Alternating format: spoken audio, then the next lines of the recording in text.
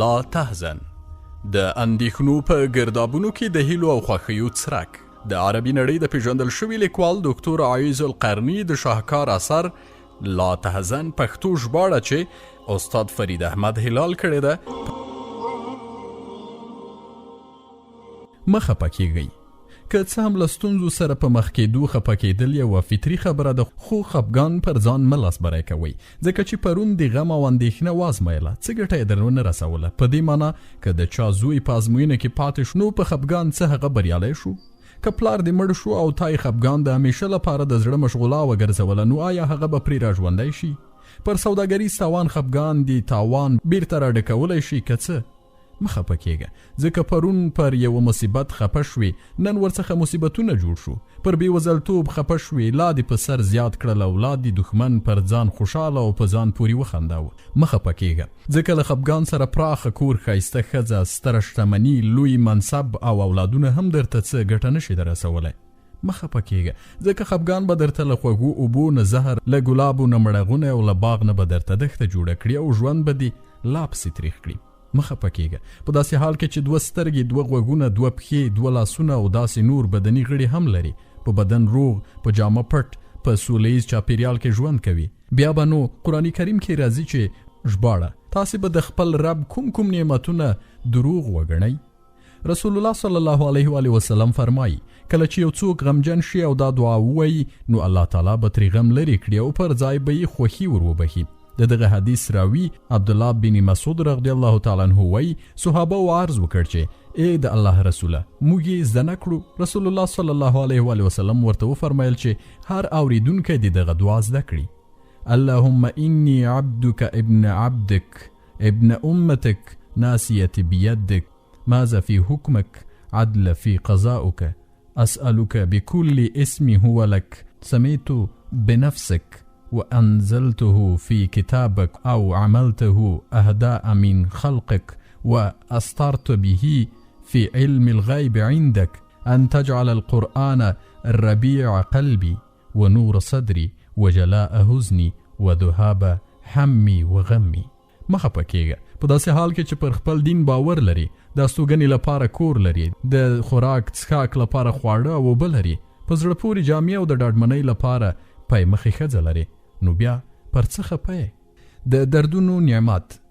درد او غم همیشه بد نه وي، بلکې کله ناکله د یو چا ښه په دردونو ګاللو کې نغښتې وي، دعاګانې او رښتینې تسبیحات او له دردونو سره ملوي.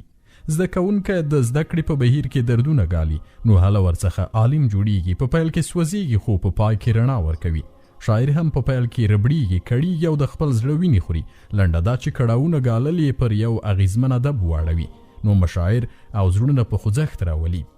کوم زده کوونکي چې په خپله خوښه خپل سره ژوند پیل کړی وي او د علم په پلټنه کې سختۍ نه وي ګاللې، له بحران او ستونزو سره نه وي مخ شوی، دغسې زده کوونکی همیشه تنبل او لټ وي، په علم کې هیڅ خیر او برکت نه وي. کوم شاعر چې ستونزې ونه ګالي او د زړه وینې د کاغذ پر مخ توی نه کړي، شعر او شاعري هم بې خونده وي، ځکه دغسې شاعري له زړه نه سرچینه نه اخلي، بلکې له ژبې راوتلې وي. تر دې هم په لوړه سطحه مثال د هماغو لومړنیو مسلمانانو دی چې د پیغمبري دورې په شروع کې ژوند کاوه. هغوی د اوچت ایمان، پاکو زړونو، رښتینې لهجې، ژورې پوهې خاوندان وو، ځکه یې له حق سره د ملګرتیا په ډګر کې تر بل هر چا زیاتې ربړونې ګاللې وې، لکه څنګه چې الله سبحانه وتعالی یې په اړه فرمایي. ژباړه د مدینې اوسیدونکو او د شاوخوا بانچیانو ته دا هیڅکله نه ښایېدله چې د الله تعالی پیغمبر یې پرېښی او په کور ناست وای او له هغه نه په بې پروایۍ سره د خپلو ځانونو په فکر کې شوي وای، ځکه چې داسې به هیڅکله نه وي چې هغوی د الله تعالی په کار کې د لوږې تندې او بدني تکلیف څه کړ وګالي او د حق د منکرانو چې کومه لاره بدې شي، هغوی پرې کوم ګام واخلي او له کوم دښمن نه چې له حق سره یې دښمني وي څه غچ واخلي او د هغه په بدل کې هغو ته یو نیک عمل ونه لیکل شي. دا باوري ده چې الله تعالی د نیکانو د خدمت حق نه ضایع کوي. پر دې سربیره نورې داسې بیلګې هم شته چې د لوړو او ژورو په ګاللو یې غوره نوښتونه رامنځته کړي دي. ژباړه خو د هغو پاڅون له سره د الله تعالی خوښ نه و، ځکه خو یې هغوی سست کړل او وویل شول چې کینئ له ناستو سره. دلته ماته مالک بن الریب شاعر را یاد شو چې د بیلتانه دردونو، غمونو ځپلی او د ژوند وروستۍ ساګانې په خوله کې وي، نوموړی د خپل ځان په مرثیه کې وایي آیا تا ونه لیدلم چې بېلاري مې په لارموندنه بدله کړه او د ابن عفان په لښکر کې مې د کفارو پر ضد غزا وکړه. دا یوازې د الله تعالی له ورنه و چې د هغه په اطاعت د رقمتین په مقام کې خپل زامن او مال پرېښودل. د قدرمن شاعر تر پای همداسې دردمنه قصیده ویلې چې غونی زیږوي. هغه وایس چې د خپل واز په دردونو کې ربړیږي د هغه خبرې د زړونو تل ته کېوځي ځکه چې واز له درده سرچینه اخیستې وي. د پوهنې لور ته ژباړه او تا ته یې هغه څه ښودلي دي چې تا ته معلوم نه و او پر تا د الله تعالی لورینه ډیره زیاته ده. ناپوهي د ضمیر مړینه او د ژوند وژل دي چې دا د عمر تباهي ده. ژباړه زه تا ته نصیحت کوم چې خپل ځان د ناپوهانو په څیر ونه ګرځوې. د دې برعکس له علم پرته انسان هسې مړ دی. بې علمي د مړو په څیر ژوند کول دي او علم د سترګو روښنایي او د روح غښتلتیا ده.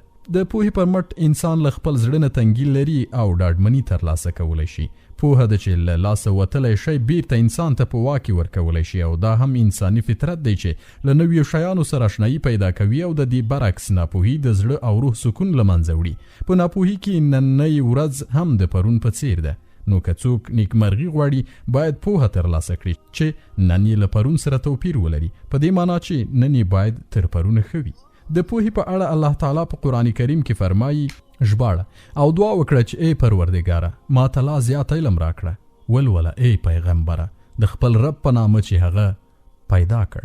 همداشان رسول الله صلی الله علیه و وسلم فرمایي ژباړه د چا په اړه چې الله تعالی د خیر اراده وکړي نو په دین کې پوهه ورنصیب کړي. هیڅ ناپوه او په صفر کې ضرب دی پر مال جا او جلال نه ویاړي ځکه چې د هغه ژوند پوره نه دی.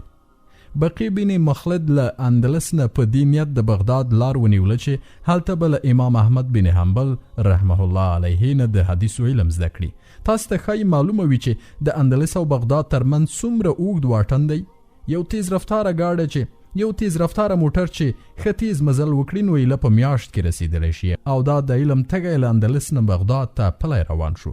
بغداد ته رسیدو وروسته پر دې پوه شو چې امام احمد بن حنبل رحمه الله د خلق القرآن مسئلې له امله په کور کې تر څار لاندې بندي دی او څوک ورسره د لیدنې کتنې حق نه لري.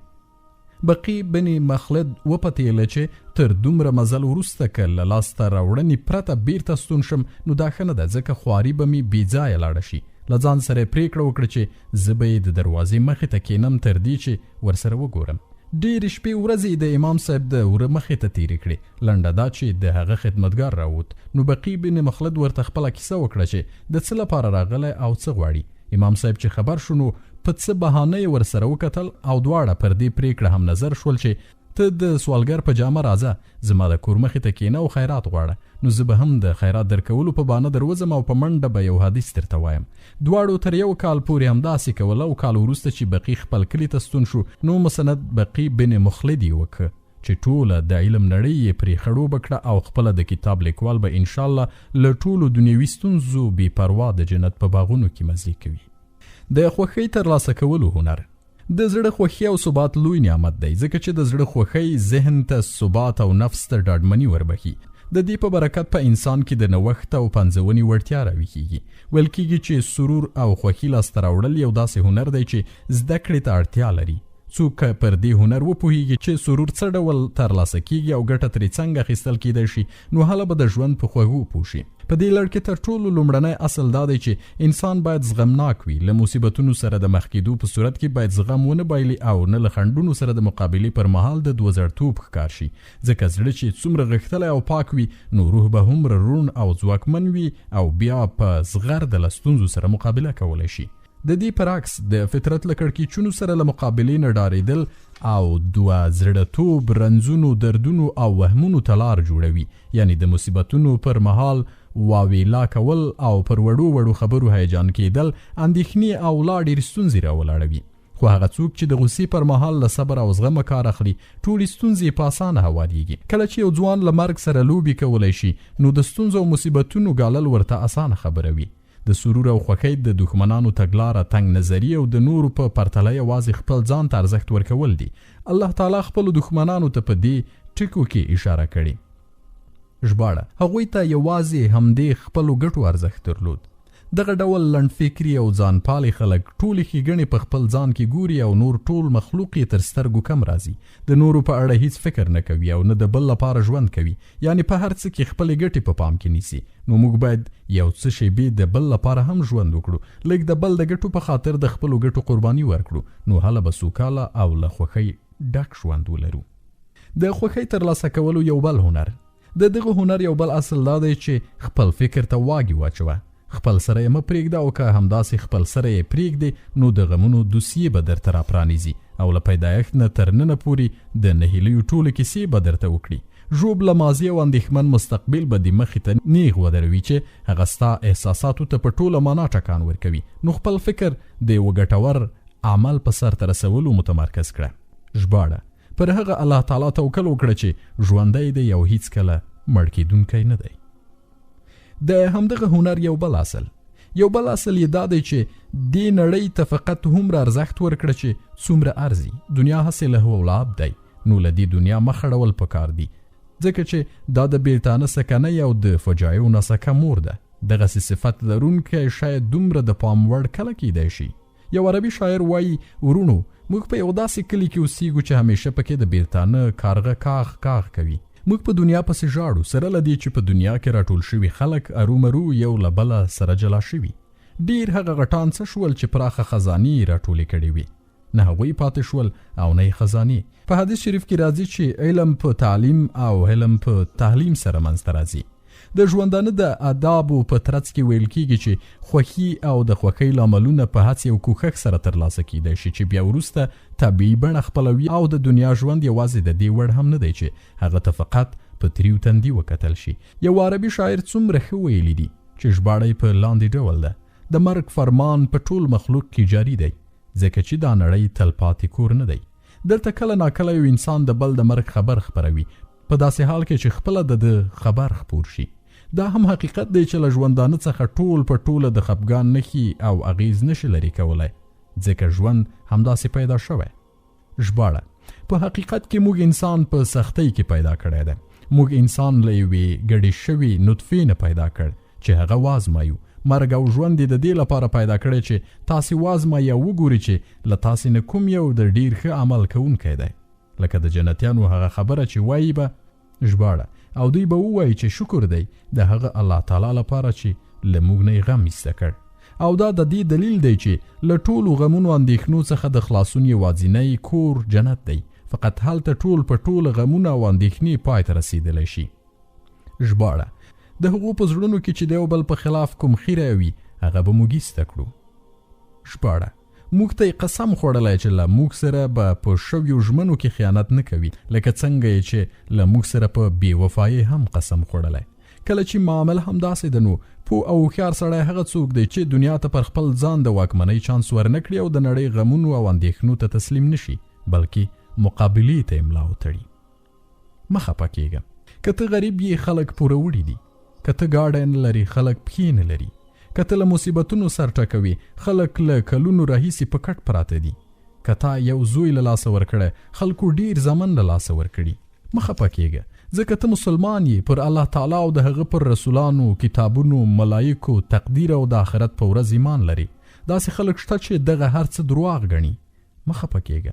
که ګناه در څخه شوي وي نو توبه وباسه، که د بدۍ مرتکب شوی نو استغفار ووایه، که غلطي دې کړې وي نو اصلاح یې کړه، ځکه چې د الله تعالی رحمت پراخ او د توبې دروازې پرانیسته ده. مه خفه کېږه، ځکه خفګان اعصاب کمزوري کوي او له سترګو خوبونه وړي. یو شاعر وایي: څومره مصیبتونه دي چې سړی ورڅخه تنګ شي، له خلاصونه یې نهیلی شي، سره له دې چې له الله تعالی سره یې د هواري لارې شته. پکار ده چې په دغسې حال کې انسان یوازې یو الله جل جلاله ته خپل ټول پام ورواړوي. خپلې ولولې په کابو کې ساتل. ډیره خوښي او ډیر خفګان انسان بېواکه کوي. په حدیث شریف کې راځي چې زه له دوو ناوړه چیغو څخه ژغورل شوی یم چې یوه د خوښۍ او بله د مصیبت پر مهال د انسان له خولې وځي. ژباړه: دا هر څه د دې لپاره دي چې تاسې ته که هر زیان وي چې پر هغه باندې زړه ماتې نشئ او څه چې الله تعالی تاسې ته درکوي په هغه ونه غوړېږئ. په حدیث شریف کې راځي چې ژباړه: صبر هغه دی چې د صدمې په پیل کې وشي. څوک چې په غم او خوښۍ کې پر خپلو احساساتو واکمن او لاسبری شو، هغه د ټیکاو، رسوخ، نیکمرغۍ او راحت مرتبه ترلاسه کړه. د دینی ښوونو غوښتنه هم دا ده چې په خوښۍ او غم دواړو کې خپل نفس په واک کې ولرئ. یعنی د خوښۍ په ترلاسه کولو د الله تعالی شکر وکاږئ، د مصیبت پر مهال د صبر او زغم لمن پرې نږدي، او په داسې حالاتو کې بې واکه کېدل انسان د منځلاریتوب له کړۍ باسي. په دې اړه په حدیث شریف کې موږ ته د داسې دعا غوښتلو لارښوونه شوې چې ای الله تعالی، موږ ته په غوسه او خوښۍ دواړو حالتونو کې منځلاري را په برخه کړه. څوک چې پر خپلو عواطفو او احساساتو لاسبری دی او هر یو ته یې خپل مقام ورکړ، نو حق او حقیقت یې درک کړ. رسول الله صلی الله علیه و آله وسلم د صحابو لپاره لویه نیکمرغي وه. زموږ پیغمبر صلی الله علیه و آله وسلم خلکو ته له الهي دعوت سره راغی، سره له دې چې دنیا یې هدف نه وه، باغونه او خزانې نه درلودې او نه په کومه لویه ماڼۍ کې اوسېده. مینوالو به یې ورسره د لوږو، تندو، لوړو او ژورو په ګاللو بیعت کاوه. پر ټولو ستونزو یې ورسره سترګې پټولې. په هر ډول ستونزمنو حالاتو کې به لکه د شپون ترې راتاویدل. د پلویان د ابو طالب په دره کې محاصره شول، د خوراک څښاک لارې پرې وتړل شوې، د صلی الله علیه و آله وسلم په خلاف شعرونه ویل کېدل، خپلو خپلوانو یې د جنگ تابیانې ولې او د صلی الله علیه و آله وسلم په وړاندې توره کښلې جنګېدل. خو سره له دې هم پلویانو ملتیا پرې نه ښوده او نه یې ورسره په مینه کې څه کمی راغی. کافرانو پرې ډول ډول سختۍ وازمایلې، خو هغوی بیا هم له خپل محبوب سره بې کچې مینه درلوده. له کور، کلي، ښځو او بچیو نه جلا کړی شول، خو بیا هم په ټوله مینه د هغه صلی الله علیه و آله وسلم تر څنګ ودرېدل. د هغه د دعوت له امله هومره وربړول شول چې زړونه یې تر خولې راغلل، خو د هغه صلی الله علیه و آله وسلم درشل یې پرې نه ښود. ځوانان یې د تیرو تورو خلو ته وړاندې شول، خو د شاعر په وینا د تورو سیوری یې د ګلکڅونو تر سیوري کم نه دي. هماغه سمسوره ګلبڼونه دي چې زموږ په چاپیریال کې ګلونه راټوکوي. سرتیري به د اخترونو د میلو په څیر په خوښۍ د جګړې ډګر ته ورتلل، ځکه چې له هغه سره یې بې کچې مینه درلوده. یوه تن به یې له نبوي پیغام سره سترو امپراتورانو ته لیږدول کېده، سره له دې چې پوهېده به چې بیرته روغ رمټ نشي راستنېدلی، خو د هغه پیغام به یې ښه په زغرده رساوه، ځکه چې له خپل محبوب سره یې مینه درلوده. دلته د پام وړ خبره دا ده چې ولې له هغه صلی الله علیه و آله وسلم سره داسې بې کچې مینه درلوده. د هغه پر پیغمبرۍ خوښ او په تګلاره یې مین ول، او په دغه لار کې ورته هر درد، ستونزه، لوړه او ژوره سوکالي ښکارېده، ځکه چې رسول الله صلی الله علیه و آله وسلم ورته د خواخوږۍ او حق پالنې درس ورکړ. لوړ اهداف یې د صحابه مخې ته وړاندې کړل، پر خپل شفقت یې د هغوی تندې خړوبې کړې، پر خپلو خوږو خبرو یې د هغوی سینې یخې کړې، د دښمنۍ پر اورونو یې د ورورولۍ یخې اوبه ورواړولې، د هغوی وجدانونه یې راژوندي کړل او د زړونو ګل شوي څراغونه یې روښانه کړل، د هغوی له اوږو نه یې د جاهلیت درانه بارونه لرې کړل، د هغوی څټونه یې د شرک له غلامۍ نه خلاص کړل، لکه چې الله تعالی فرمایي: ژباړه: او ته مو د ټول مخلوق لپاره د رحمت په توګه استولی یې. ژباړه: همغه ذات دی چې په امیونو کې پیغمبر په خپله له هغوی نه راوپاڅاوه، چې هغوی ته د هغه آیتونه لولي، د هغوی ژوند سپېڅلی کوي او هغوی ته د کتاب او حکمت ښوونه کوي، په داسې حال کې چې له دې نه مخکې هغوی په ښکاره ګمراهۍ کې غورځېدلي ول. ژباړه: او له دوی څخه هغه پیټی کوزوي چې پر دوی دروند شوی و. ژباړه: ای مومنانو، د الله تعالی او د هغه د پیغمبر بلنې ته لبیک ووایئ چې کله پیغمبر تاسې ته د هغه شي په لوري بلنه درکړي چې تاسې ته ژوند بښونکی دی. ژباړه: او تاسې د دوزخ پر څنډه ولاړ وئ چې هغه ورڅخه وژغورلی. درود او سلام پر هغه ستر پیغمبر صلی الله علیه و آله وسلم چې انساني نفوس او عقلونه یې د انحراف له زولنو څخه آزاد کړل او له خپلو یارانو څخه د هغوی د بې دریغه سرښندنو له امله خوښ و. د ژوند ستړیا شاته وغورځوه. پر یوه اړخ ژوند تیرول انسان ستومانه کوي، ځکه انسان په طبیعي ډول پر یو اړخ پاتې کېدل نه خوښوي، بلکې یو او بل لور ته میلان کوي. همدا لامل دی چې الله تعالی د کائناتو په ذره ذره کې بدلون ایښی دی، لکه زمانه اوړي او مکان هم بدلون مومي. په خوراکي، څښاکي توکو او مخلوقاتو کې اختلاف دی، یعنی بیلابیل ډولونه لري. همدا شان دغه اختلاف په شپه او ورځ کې شته، چې شپه تیاره او ورځ روښانه ده. په غرونو کې هم شته چې ځینې لوغړن خو ځینې تک شنه او سمسور دي. په انسانانو کې هم توپیر په ډاګه دی. تاسو وینئ چې څه سره، سپین او څه تور دي. همدا شان په اوبو کې هم تودې یخې خوږې او ترخې شته چې د خپله اختلاف ښیي او الله تعالی دغه اختلاف د خپل ربوبیت نښه بولي، لکه چې الله تعالی فرمایي ژباړه د دغه مچۍ له خېټې نه په بېلابېلو رنګونو یو شربت راوځي. ژباړه د کجورو ونې دي چې له هغوی نه ځینې یې وستوي دي او ځینې غبرګي. ژباړه او د خون او انارو ونې پیدا کړي دي چې د هغوی میوې په رنګ سره ورته او په خوند کې بیلې وي. ژباړه په غرونو کې هم سپینې سرې او تکې تورې لیکې موندل کیږي چې بېلابېل رنګونه یې وي. ژباړه دا د زمانې خوږې ترخې دي چې موږ یې د خلکو ترمنځ اړو.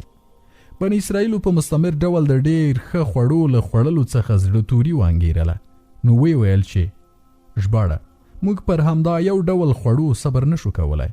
مامون رشید به د لوست لپاره بېلابېلې لارې چارې کارولې، یعنی کله به یې په ناستې، کله په ولاړې او کله به یې په روانه لوست کوه. ویل به یې چې نفس ستومانه کیږي.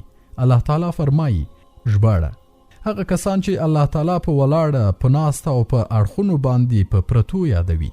همداشان که څوک عبادتونو ته ځیر شي نو په عبادت کې به هم ګڼ ډولونه وویني، په دې معنا چې ځینې اعمال قلبي او قولي وي، ځینې عملی او مالی وي، لکه لمونځ، روژه، زکات، حج، جهاد، په لمانځه کې قیام، رکوع، سجده، جلسه، قومه او داسې نور. که څوک غواړي چې تل خوښ او تازه اوسي باید د خپل ژوند چارې پر ډولونو وویشي. اندېښنه مه کوه، مه خفه کېږه، ځکه ستا رب فرمایي ژباړه آیا موږ ستا سینه نه ده پراخه کړې؟ او دا د هر څه لپاره ده چې حق پال د سمې لارې لاروی او د رڼا پلټونکی وي. دغه راز فرمایي ژباړه آیا نو هغه څوک چې الله تعالی د هغه سینه د اسلام لپاره پرانستله او هغه د خپل رب خواته په یوه رڼا باندې روان دی، د هغه چا په څیر کیدای شي چې له دغو خبرو نه یې څه درس وانخیست؟ تباهي ده د هغو خلکو لپاره چې زړونه یې د الله تعالی په نصیحت سره لا زیات سخت شول، هغوی په ښکاره ګمراهۍ کې غورځېدلي دي. ژباړه نو دا حقیقت دی چاته چې الله تعالی د لارښوونې اراده وکړي د هغه سینه د اسلام لپاره پرانیزي. هر هغه څوک ویلی شي چې زړه د الله تعالی پر نصرت ډاډمن وي. الله تعالی فرمایي ژباړه هماغه کسان چې خلکو ورته وویل چې دغه خلک ستاسې پر ضد راټول شوي دي، له دوی څخه وډار شئ، نو الله تعالی د دوی ایمان لا پسې زیات او پیاوړی کړه. وی ویل چې حسبنا الله و نعم الوکیل. ژباړه زموږ لپاره الله تعالی بس دی او هماغه ډیر ښه کار ساز دی. ژباړه ای پیغمبره ستا لپاره او ستا مؤمنانو پیروانو لپاره خو یوازې الله تعالی کافي دی. وتوکل علی الحی الذی لا یموت. ژباړه پر هغه الله تعالی توکل وکړه چې ژوندی دی او هیڅکله مړ کېدونکی نه دی. مه خفه کېږه، داسې وانګېره ګواکې ته فقط یوه ورځ ژوند لرې، نو د یوې ورځې لپاره مه خفه کېږه، ځکه په حدیث شریف کې راغلی دی چې کله چې د سبا کړ نو د بیګا انتظار مه کوه، او که د بیګا کړ نو د سبا انتظار مه کوه. په دې لړ کې یو شاعر وایي تیر لاړ تیر شو، هیلې خو ورکې خبرې دي، ستا لپاره رښتونی وخت هماغه دی چې ته پکې قرار لري. چینایي متل دی چې وایي پله ته تر رسېدو له مخه پر پله مه تېرېږه. له سلفو نه یو تن وایي ای انسانه ته 3 ورځې لري، یوه دې پرونۍ ورځ چې هغه لاړه تیره شوه، ستا سبانۍ ورځ چې لا نه ده راغلې، او درېیمه دې نننۍ ورځ ده چې په دې کې باید له الله تعالی څخه وویریږي. د الله جل جلاله پر لورینو وویاړه. آیا الله تعالی ستا سینه نه ده پراخه کړې؟ ته یې له غمونو څخه نه یې ساتلی او تا ته یې نیکمرغي نه ده دربښلي؟ هو، ولې نه؟ الله تعالی فرمایي ژباړه ای پیغمبره هغو بندگانو ته مې ووایه کومو کسانو چې پر خپلو ځانونو تیری کړی دی چې د الله تعالی له رحمته نه ناهیلي کیږئ. په یقیني ډول الله تعالی ټول ګناهونه بخي، هغه بخښونکی او مهربان دی.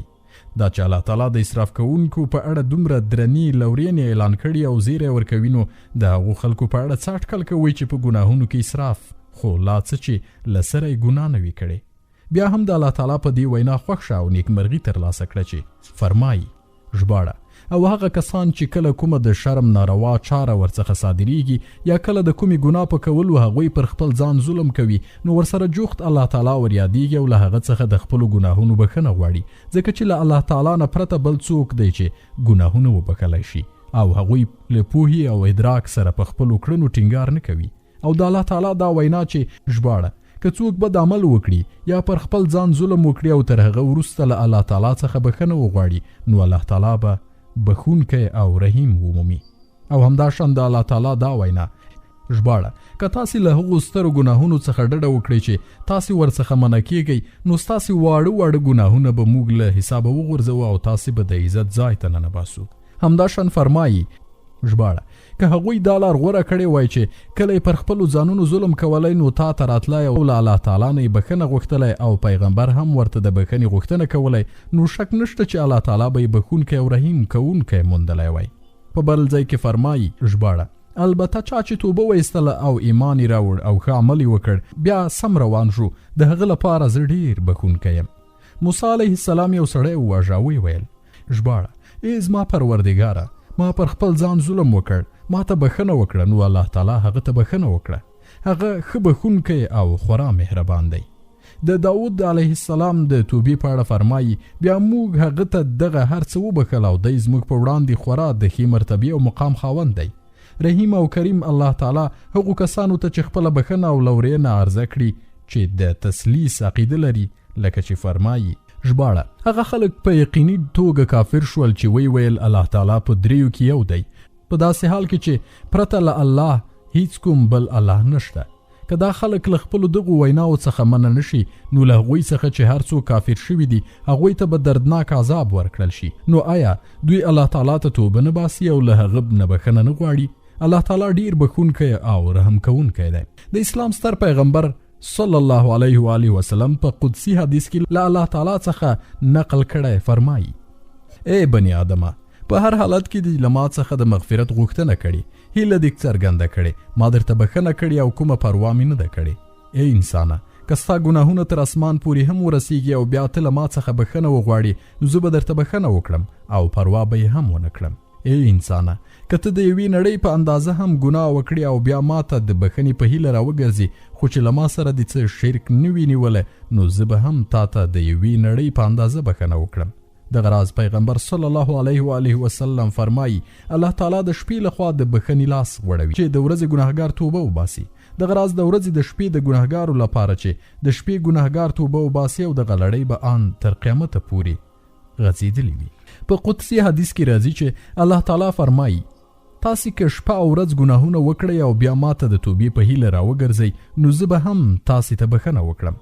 دغه راز فرمایي قسم زما د ځان پر واکمن چې که تاسې د ګناهونو د ارتکاب په صورت کې الله تعالی ته ورونه ګرځئ نو الله تعالی به یو بل قوم او ولس رامنځته کړي چې ګناهونه به کوي او بیا له الله تعالی څخه بښنه غواړي او الله تعالی به ورته بښنه کوي. دغه راز فرمایي که تاسې ګناهونه ونه کړئ نو وویریږئ تر ګناه سخت او غټ کار به وکړئ او هغه تکبر دی. دغه راز فرمایي ژباړه ټول انسانان خطاکاران دي خو غوره خطاکاران هماغه خلک دي چې توبه وباسي. دغه راز فرمایي الله تعالی د هغه بنده پر توبه ډیر خوښیږي چې له خوړو او اوبو بار اوښه ترې په صحرا کې نادرکه شي دی په لټون پسې ښه لالهانده او ستومانه شي لنډه دا چې له مندو یې نهیلی شي او قرار ویده شي.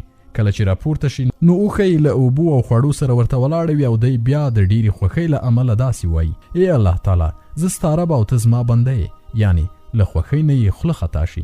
دغه راز فرمایي ژباړه که یو بنده ووایي چې ای الله تعالی ما ته زما ګناه وبښه ځکه چې تر تا پرته بل څوک ګناه نشي بښلی نو الله تعالی تعجب کوي چې زما بنده پر دې پوه دی چې له ما پرته بل څوک د ګناهونو بښونکی نشته.